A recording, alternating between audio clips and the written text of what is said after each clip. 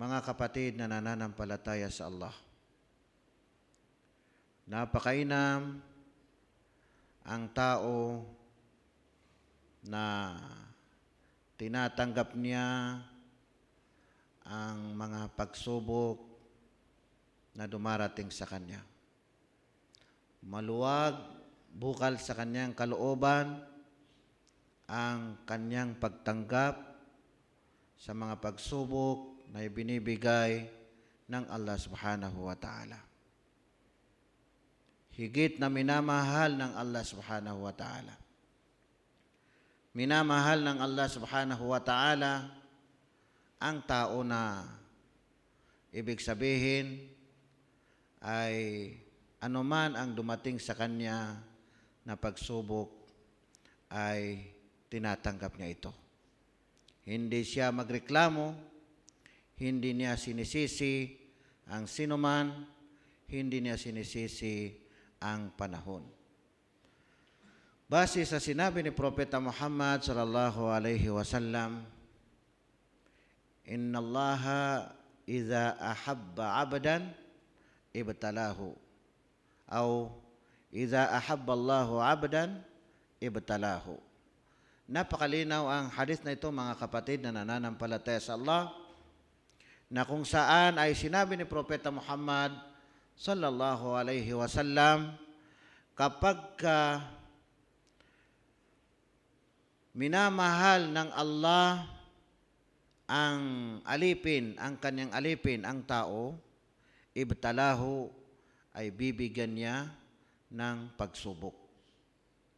Isa ito sa nakikita natin na kung saan ay kapag ang tao ay binigyan ng Allah subhanahu wa ta'ala ng pagsubok, ibig sabihin ay minamahal ng Allah subhanahu wa ta'ala. Si Mus'ab bin Sa'ad, an Mus'ab bin Sa'ad an abihi qal, qultu ya Rasulallah, ayun nasi asyaddu balaan? Qala al-anbiya, thumma as-salihun, thumma al-amthalu fal-amthali minan nas. Tingnan ninyo, mga kapatid na nananampalataya sa Allah. Ayon kay Mus'ab na anak ni Sa'ad, ayon sa kanyang tatay, kanyang sinabi ko, sabi niya, na usugo ng Allah. Ibig sabihin ay kausap niya ang propeta na si Propeta Muhammad sallallahu alaihi wasallam. Sino sa mga tao ang bibigyan ng Allah subhanahu wa ta'ala ng matinding pagsubok? Asyaddu balaan. Yung matinding pagsubok na ibibigay ng Allah subhanahu wa ta'ala. Ano ang sinabi ni Propeta Muhammad sallallahu alaihi wasallam? Al-anbiya, ang mga propeta, o kaya ay ang mga sugo ng Allah subhanahu wa ta'ala. Batid natin ang mga pagsubok na dumarating sa mga propeta, mga kapatid. Hindi na natin isa-isahin ang mga pangalan ng mga propeta, mga sugo, na kung saan ay mga matitinding pagsubok na dumarating sa kanila. Thumma salihun, pagkatapos, sabi ni Propeta Muhammad sallallahu alaihi wasallam, ay ang mga salihun, yung mga tao na mga mabubuting mga tao na wala nang ginawa kundi kabutihan. Wala nang ginawa kundi kabutihan, alang-alang sa landas ng Allah subhanahu wa ta'ala. Ginugugol nila ang kanilang salapi, ginugugol nila ang kanilang oras, na kahit na oras ng kanilang mga pamilya, mga asawa o mga anak, ay naibibigay nila sa tinatawag na gawaing mabuti, alang-alang sa landas ng Allah. Na ipagpaparaya nila ang kanilang mga pamilya, ang kanilang mga anak, o kaya ay ang kanilang mga sarili, dahil nakaka-concentrate sa tinatawag na mga gawaing kabutihan, alang-alang sa landas ng Allah subhanahu wa ta'ala. Thummal amthalu fal amthal. Pagkatapos ay yung sino ang nauna sa mga tao. Kaya sino ang mas afdal, mas mabuti, Al-awwal fal-awwal, sino ang mas mabuti sa mga tao, ay yun ang binibigyan din ng ibig sabihin pagsubok. Tingnan ninyo mga kapatid na nananampalataya sa Allah.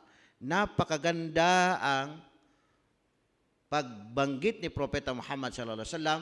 Unang-una ay ang mga propeta, ang mga salihun, mga gumagawa ng mga kabutihan, at ang sino ang mas mainam sa mga tao ay yun ang binibigyan ng Allah subhanahu wa ta'ala ng mga matinding pagsubok. Kaya hindi nakakapagtataka mga kapatid na nananampalataya sa Allah. Kaya ano ang nararapat sa atin mga kapatid? Madha yanbaghi alayna, ano ang nararapat sa atin na gawin natin mga kapatid na nananampalataya sa Allah?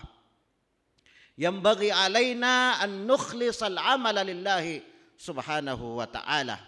Nararapat sa atin na gawin natin ay gawin natin na tapat ang ating mga gawain. Al-ikhlasu fil ibada, al-ikhlasu fit ta'a, al-ikhlasu fil a'mal as-salihah. Tingnan niyo mga kapatid. Tapat na pagsamba sa Allah subhanahu wa ta'ala, tapat na pagsunod sa Allah subhanahu wa ta'ala, tapat na mga gawain natin, mga mabubuti, alang-alang sa landas ng Allah subhanahu wa ta'ala. Kaya si Umar bin al-Khattab, kalugdan siya ng Allah subhanahu wa ta'ala, Amirul Mu'minin, pinuno ng mga nananampalataya.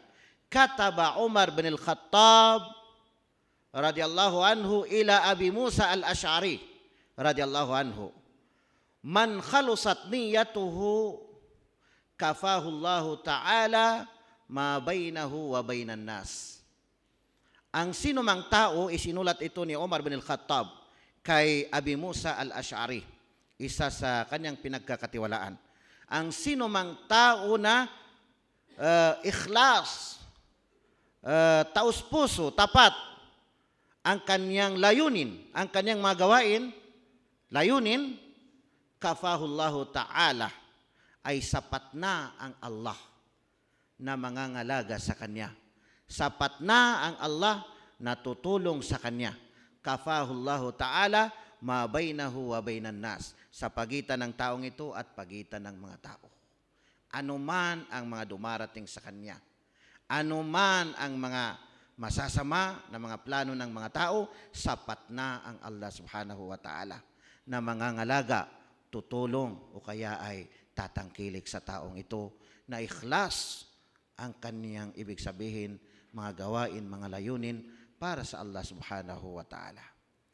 Kaya mga kapatid na nananampalataya sa Allah, yung talata na madalas natin nababanggit na ibig sabihin ay isa sa mainam na binabanggit kapag nagsisirmon, nagkukhutba, pati si Propeta Muhammad sallallahu alaihi wasallam kapag nagbigay siya ng mga sermon, mga khutba, ay binabanggit ni Propeta Muhammad sallallahu alaihi wasallam, isa sa nabanggit natin na talata na madalas natin naririnig na sabi ng Allah subhanahu wa ta'ala, Ya ayyuhallazina amanu ittaqullaha wa qulu qawlan sadida yuslih lakum a'malakum wa yaghfir lakum dhunubakum wa man yuti'illaha wa rasulahu faqad faza fawzan 'azima. Napakainam ang talatang ito mga kapatid na nananampalataya sa Allah na makikita natin sa Suratul Ahzab. Ano ang ibig sabihin ng talatang ito? Ya ayyuhallazina amanu, o kayong mga nananampalataya, mga naniniwala sa Allah subhanahu wa ta'ala, ittaqullah, katakutan ninyo ang Allah, wa qulu qawlan sadida.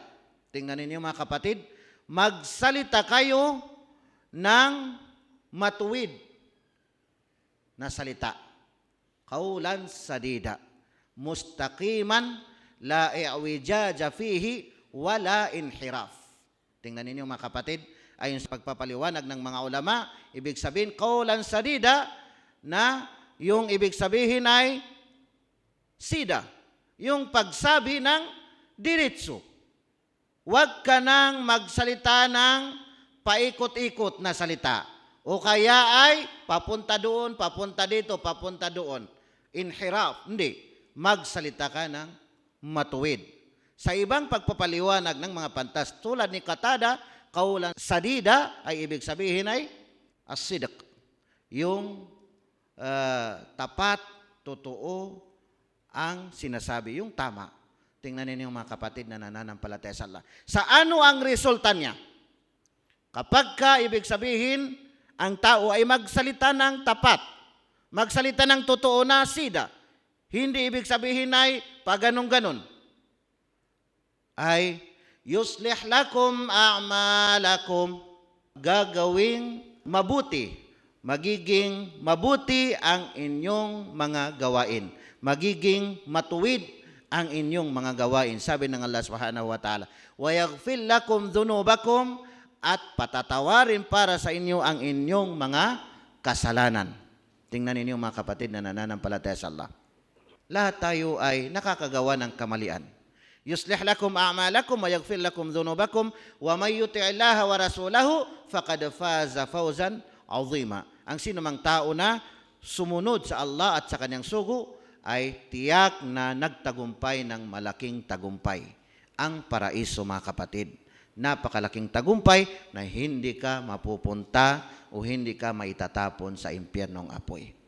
Tingnan ninyo mga kapatid na nananampalataya sa Allah. Kaya ito ang pangaral ni Propeta Muhammad sallallahu alaihi wasallam sa pamagitan ng talatang ito ay sinabi ni Abi Musa al-Ash'ari, an Abi Musa al-Ash'ari radhiyallahu anhu qala salla bina Rasulullah sallallahu alaihi wasallam salat az-zuhr. Nagdasal sa amin ang sugo ng Allah na si Propeta Muhammad sallallahu alaihi wasallam, sabi ni Abi Musa al-Ash'ari, ng salat az-zuhr, ng dasal na zuhr. Falamma insarafa aw ma'a ilayna biyadihi fajalasna. Nang makatapos na magdasal ay inisinyas niya sa amin ang kanyang kamay at naupo kami. Sabi ni Abi Musa al-Ash'ari, faqala inna Allah amarani an amurakum an tattaqullaha wa taqulu qawlan sadida.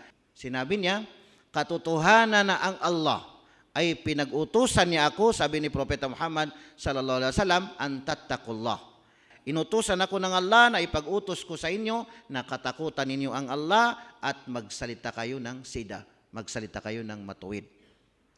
Thumma ata an-nisaa faqala inna Allah amarani an amurakunna an tattaqina Allah wa taqulna qawlan sadida. Tapos pumunta naman si propeta doon sa mga babae at sinabi niya, katotohanan na ang Allah ay inutusan niya ako, pinag-utusan niya ako na iutos ko sa inyo na katakutan ninyo ang Allah at kayo ay magsalita ng matuwid, magsalita ng tapat, magsalita ng totoo. Ibig sabihin mga kapatid na nananampalataya sa Allah, napakaganda, napakalaki ang ibig sabihin, karangalan ng sinumang tao na magsasalita ng matuwid o magsasalita ng tama. Dahil ibig sabihin, mas lalong dadami, madadagdagan ang kanyang mga gawain na mga mabubuti, alang-alang sa landas ng Allah subhanahu wa ta'ala. Higit sa lahat, patatawarin ng Allah subhanahu wa ta'ala ang kanyang mga kasalanan. Aqulu qawli hadha, wastaghfirullah li wa lakum.